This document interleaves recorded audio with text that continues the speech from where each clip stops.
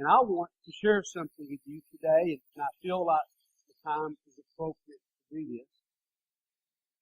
Over the last several weeks, have been very honored to be with some people who, when it was tough and it was hard, they did not run from pain, but they ran to the pain.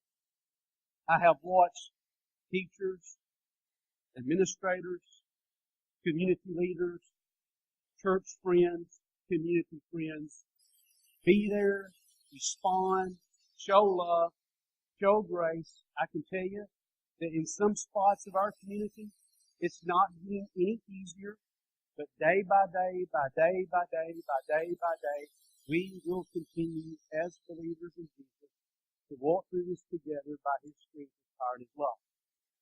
I watched one morning around 8:30, our superintendent take time for a student who was late to school.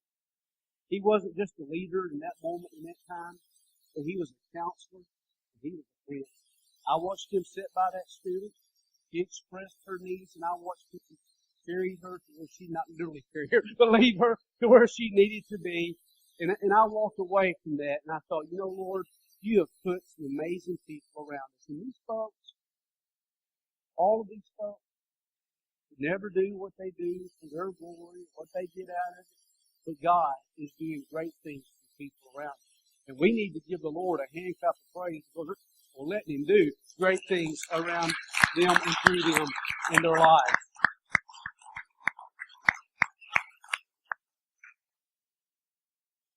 Well, today we're going to start a brand new series. And it's not really one that I'm looking forward to, just in all honesty. But it's really one of those that's been seared upon my heart. And it's still in the formative stages, and I don't know everything of where God's going to take us and lead us in this. But today we're going to begin a series where we try to answer some hard questions, deal with some things that maybe folks don't really want to deal with or talk about. And I get that. I believe me, I get that. But as we've said, we don't want to be the kind of people who run from pain or the hard times. We want to really be the kind of people that when we see pain or hurting, we want to run to it, right?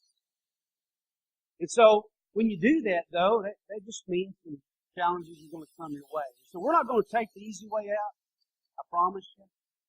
And also, it's in my heart for this. I hope and pray that God will raise up a group of people here at First Missionary who will be the type of leaders and be the type of servants that will always run to pain and never away from pain. I'm reminded of Jesus in the Garden of Gethsemane.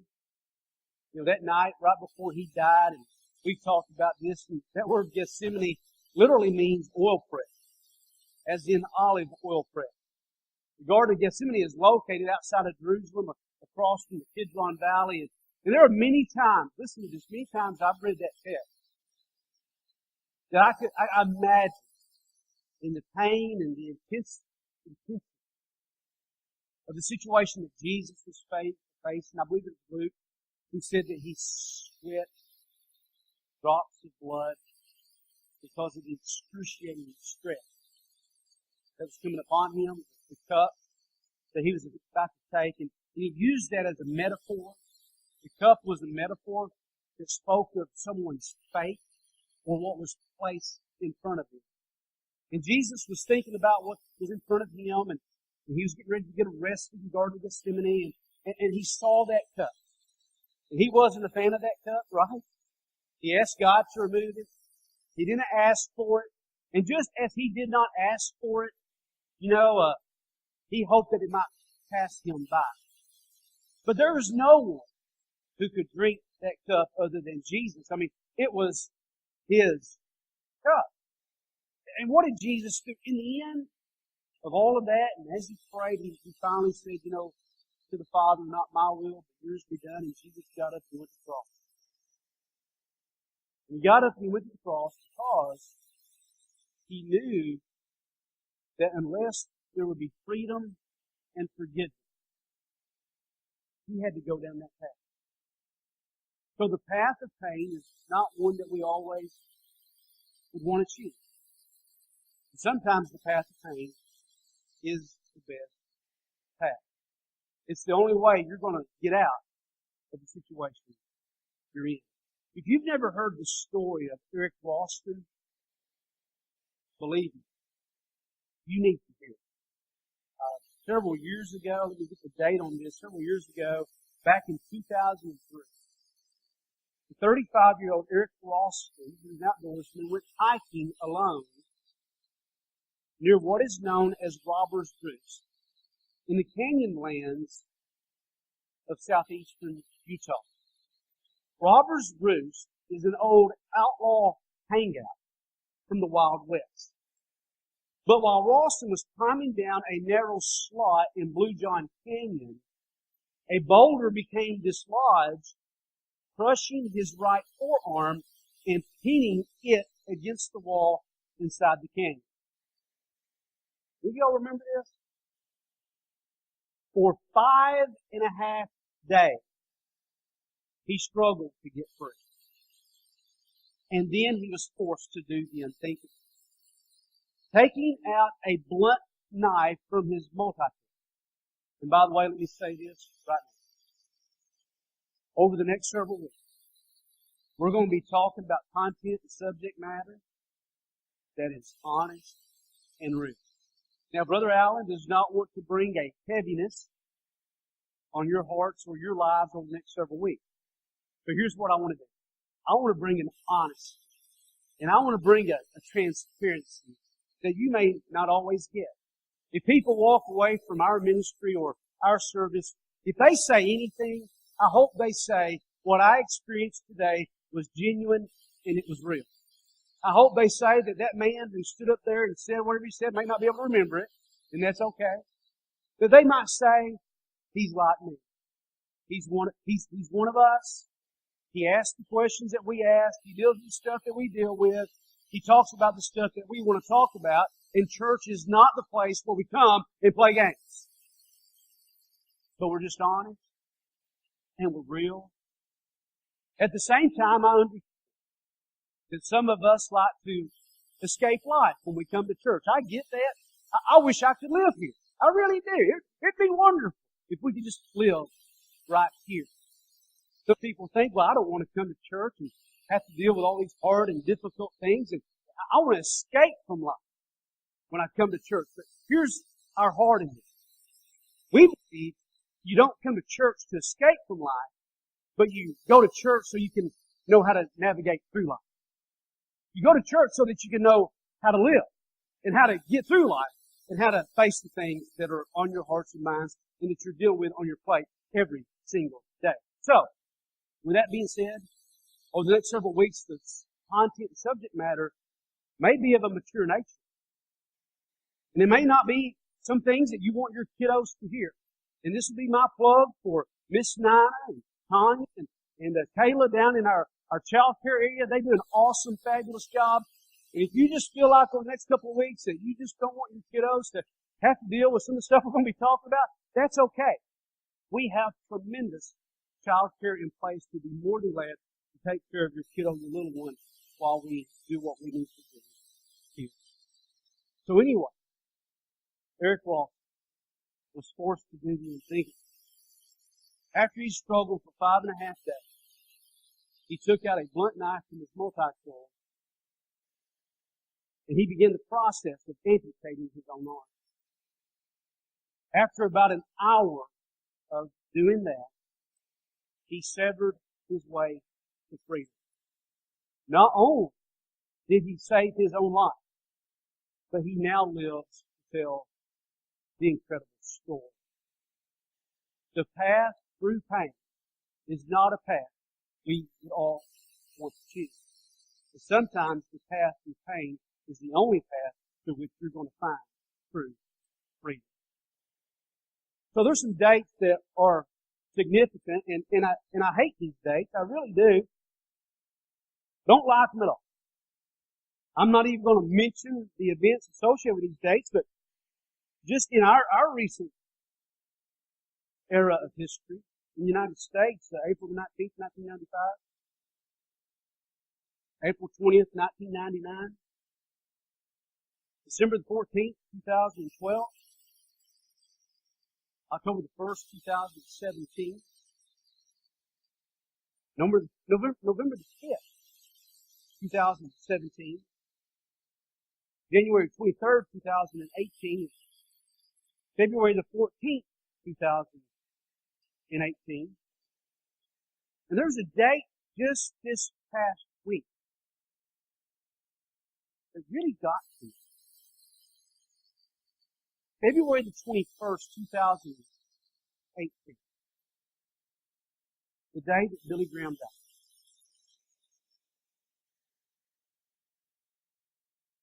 This past week, I want to just say a true legend of the faith, but an icon of a particular generation. An icon of a particular generation who went on to be with the Lord. I don't know if this is prophetic. I don't know if this is just a sign of the times. I don't know if God's trying to get our attention. But I would just dare suggest to say that on that particular day of this year, a whole lot more died than just a great evangelist. It's a passing of time.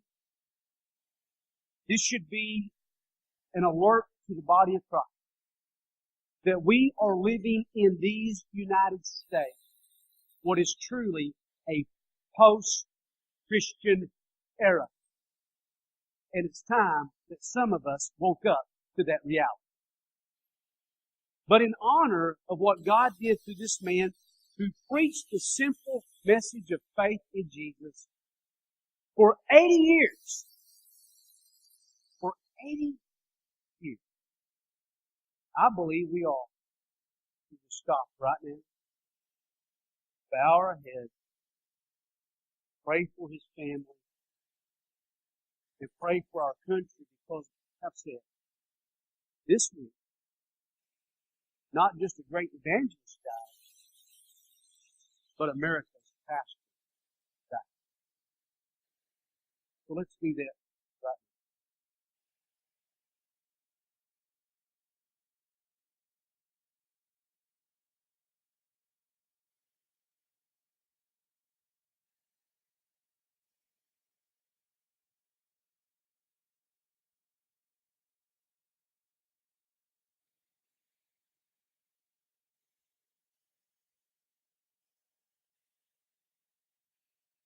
In Jesus' name, amen.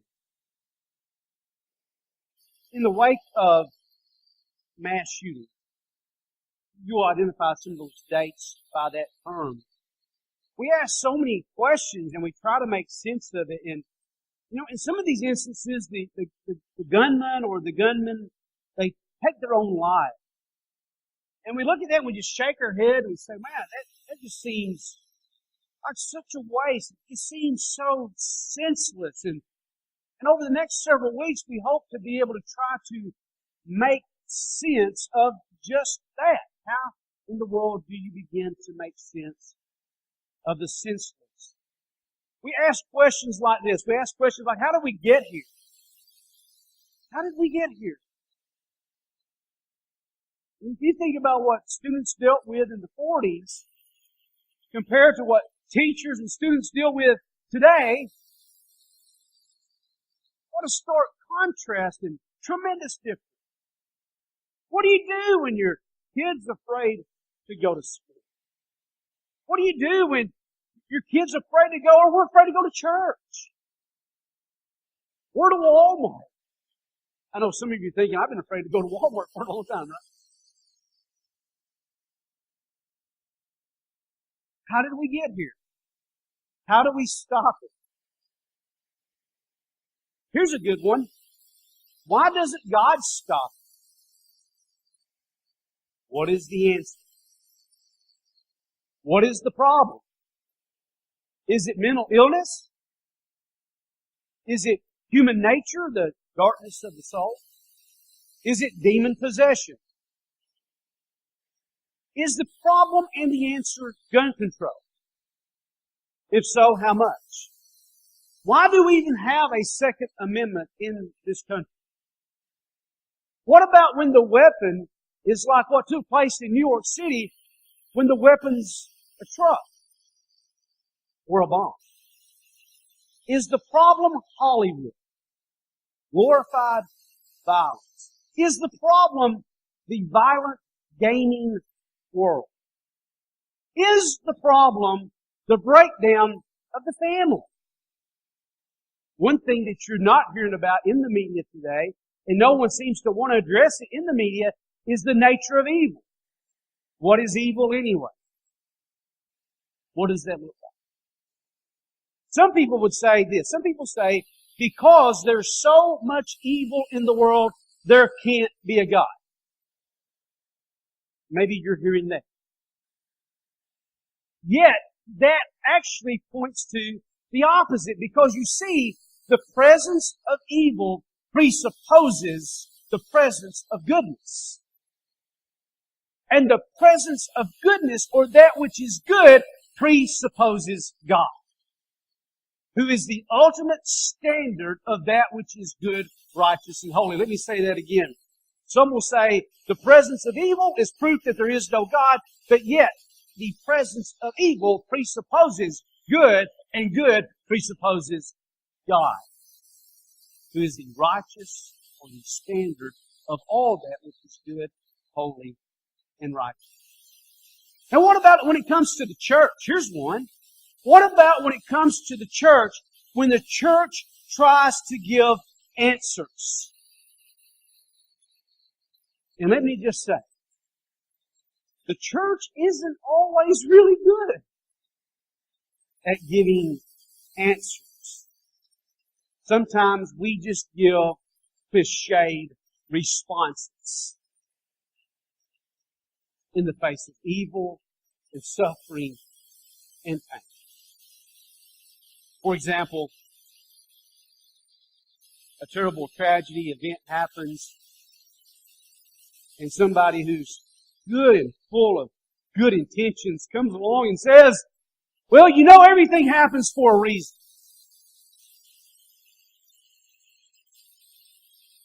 Whose reason?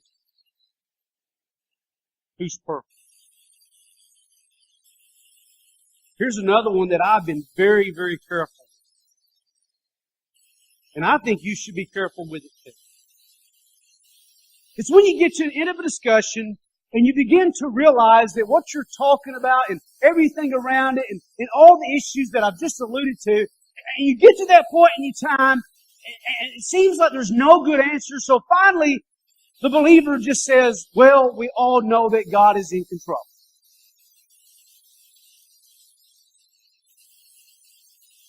About 2 weeks ago, I was reading the headlines of our national news.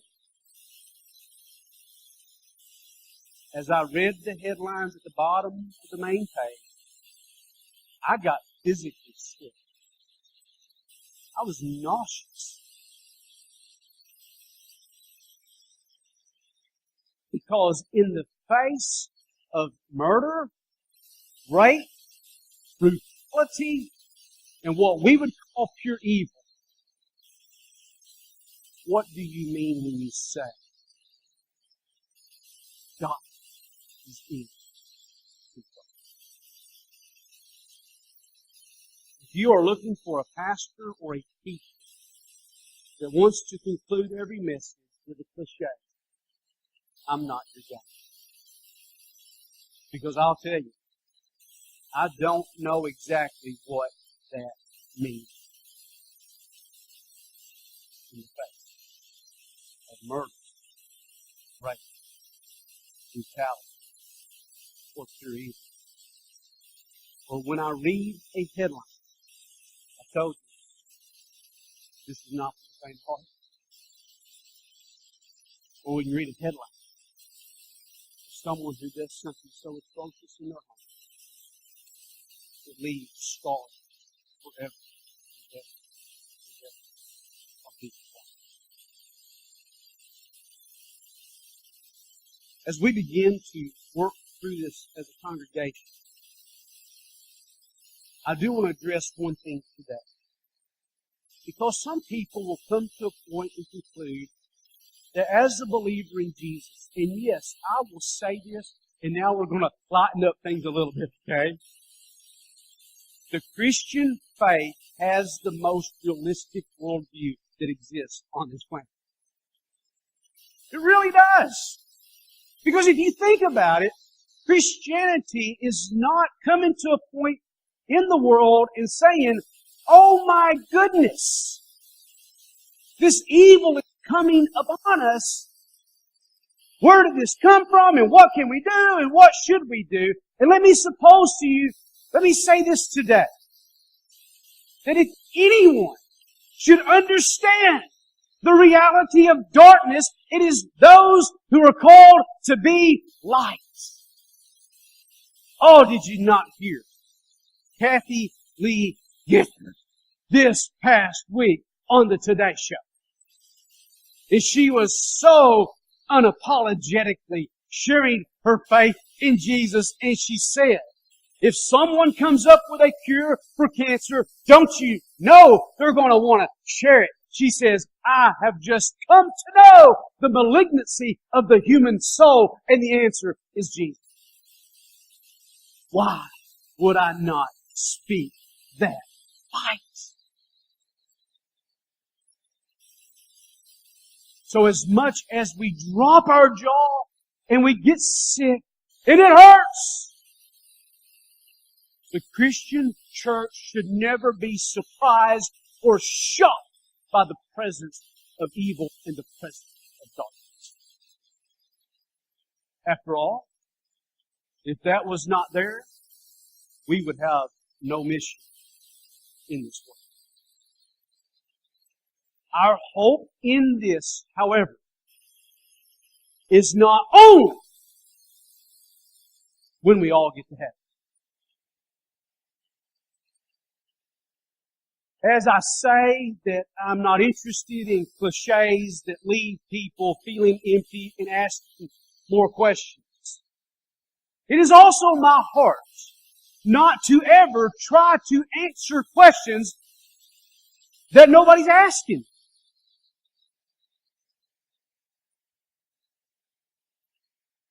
And part of that is not to say that our only hope is only when we all get to heaven. Because as I have seen, and as you have seen, God is still alive and well in Marshall County and all over this world. And He's doing tremendous to work through evil and pain to bring about that which is good in people's lives. Our only hope is not when we all get to heaven, but we have a hope right here, right now, today. And you are to leave this place encouraged that the sun is going to shine if it's not already shining already. Genesis chapter 37 is one of those places that I go to. I did not want to speak to this real quick a couple of weeks ago, but this was the only thing that I sat down and put a pen on paper to. This was it. For one day, this is what I wrote, and then I left it, and I thought, God, if you ever need me to come back or want me to come back to this, I'll come back to this. In Genesis chapter 37, and this will not answer all of our questions, but it will begin to shed some light on the fact that we can expect great things from God here and now. It also begins to answer some questions in regards to the nature of evil. In Genesis chapter 37, we become intimately acquainted with the life of a man named Joseph. If you'll remember in your Old Testament history, Joseph was one of the patriarchs of the nation of Israel. In what is called the Toldot of Jacob, If you were a Hebrew or Jewish person, you studied the book of Genesis, you would know it by its toldus, its generations. And the book of Genesis is comprised of 11 generations. In the Told of Jacob, we find the story of Joseph. He told him to wait, give me just 5 minutes. And we love this guy. And I love his heart. And I'm so glad. And he follows instructions really, really well. In the Told of Jacob, we see the story of Joseph. If you remember Joseph, as a young man, they called him a dreamer, and one of Joseph's biggest problems is that he didn't know how to keep his mouth shut. Does anyone else have that disease? Anyone else would admit, I often have that disease. Look at your neighbor right now and just admit it. Just look at your neighbor and say, I have that disease. I'm not saying you do, but I have that disease. Not you, but me. So if he had any kind of problems, his problem was he didn't know how to keep his mouth shut. So he goes to his brothers and he tells them about the gift that God's given to him in his life. His father Jacob loved him so much that he gave him this tremendous, beautiful coat of many colors to show his favoritism toward his son Joseph.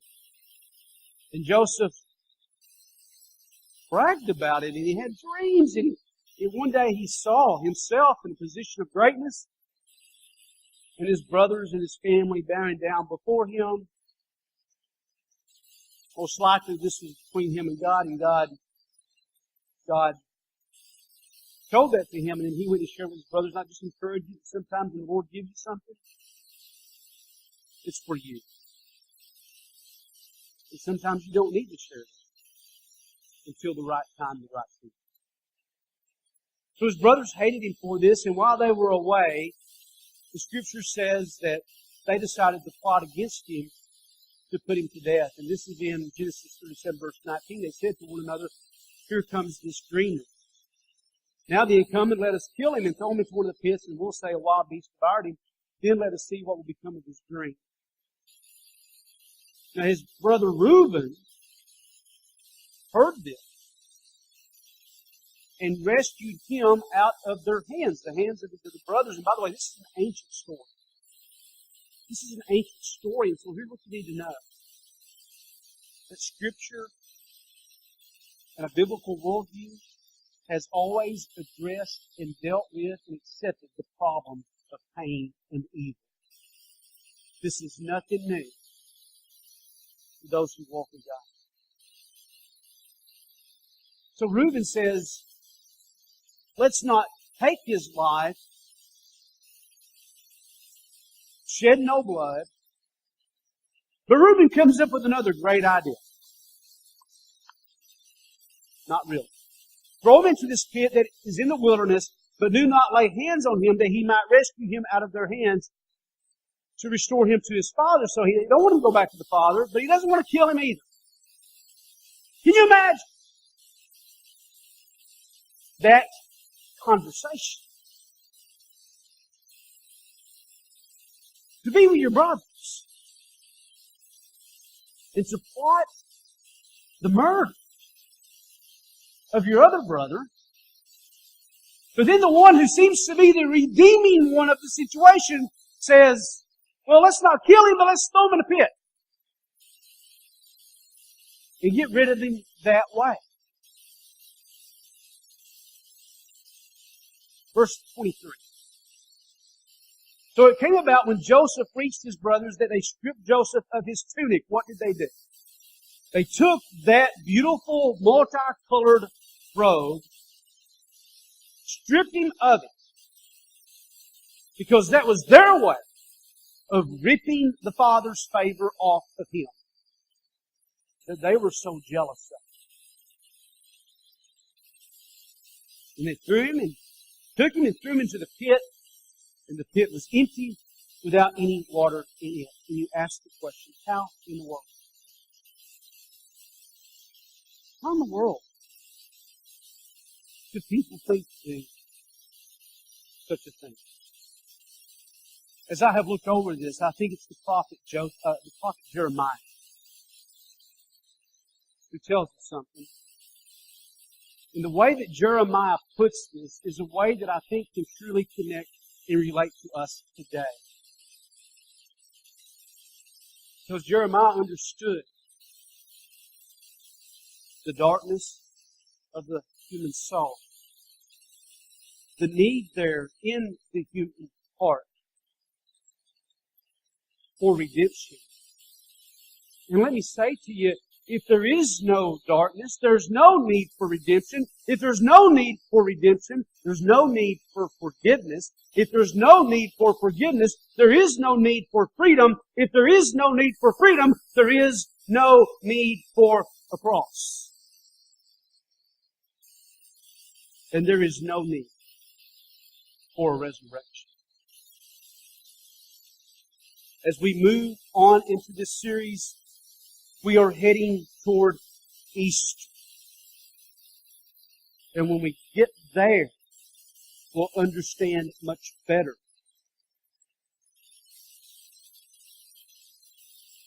why the answer lies there with you. Here's what the prophet Jeremiah had to say about the human heart. He said, the heart is more deceitful than all else. And is what? Desperately. Who can understand? The time passes for Joseph. He goes through so many trials and difficulties. He finally makes it in a favored position in the court of Pharaoh as a leader there in Egypt. And you fast forward to Genesis chapter 50, and before you get there, just a thought, begin to wrap up. Do you remember when Moses led the children of Israel? This will be much years later, when he led them out of Egypt. And God brought them before the great sea, right? Remember that? So he's got the sea in front of him. And then he looks behind him, and what's pressing in behind him? Pharaoh and his army. Talking about being between a rock and a hard place, right?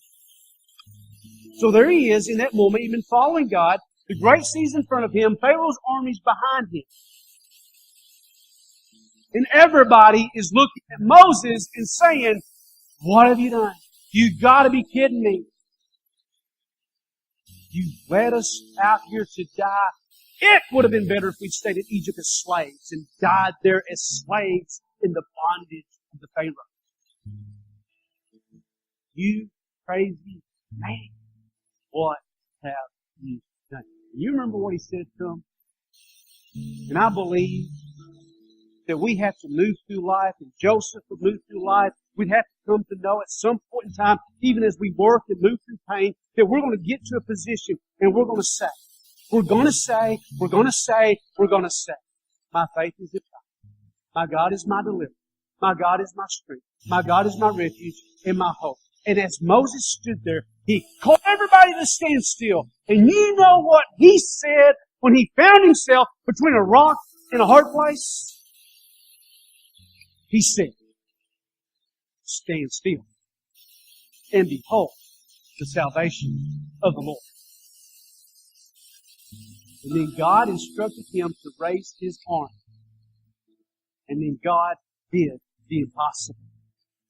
And split open the sea.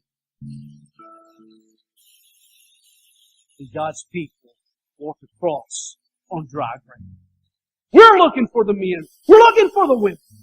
We're looking for the kiddos in our schools. We're looking for the people who will know God in such an intimate way that when they find themselves between a rock and a hard place, all they'll know to do is stand there and say, I don't have a clue. I feel like I just climbed on a surfboard in a tsunami and I don't know a thing about surfing. But with everything we've got, we will stand here and we're going to look and we will behold the salvation of the Lord. So Joseph gets to that place. Great famine comes upon the land of his people. He's far removed from them. They're long out of his mind, out of his sight. Their only hope, his brothers, his family, their only hope is Egypt. And the provisions that could be provided there. And in Genesis chapter 50, there's a great reunion. Joseph stands in front of his brothers, and his brothers stand in front of him. They finally realize it's their brother. The one who through their heart, inflicted evil. But Joseph himself had a choice. He had a choice. He could have sought revenge, but he didn't do it. He didn't let time and difficulties make him bitter. He allowed God to make him better. And he stood there. Did not seek revenge. And this is what he says to them. As for you, you meant evil against me. But God meant it for good in order to bring about this present result, reserved to save many people alive. You meant it for evil. God meant it for good. He acknowledges the presence of evil. He presupposes, he knows that evil is there. Not surprised by it, he had experienced it. But running alongside it through his life, he also saw the presence of God. And in the end, it is the goodness and the greatness of God that prevails over his life and in the situation. And he allows them to have their provision. And in time and space, the salvation of God comes to the nation of Israel. Why? Because the good triumph over the evil. And because God is never surprised by anything that happens from the human heart. Because that which comes from his heart belongs to grace.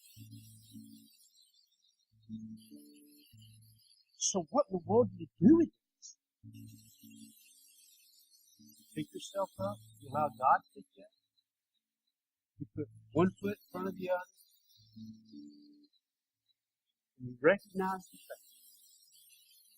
Just as Joseph, when he sees the course of his life, that God's Lord, you have the same choice today. That how you treat your wife, how you love your kids, how you go to work, how you go to school, how you are at cheerleading, on the ball, at Walmart. Wherever you find yourself, you realize God through your turn somebody else's life around. We'll talk more about this in the weeks to come. Because some people will ask the question, why doesn't God stop evil? We'll talk about that next week. I'm going to ask you to stand this morning.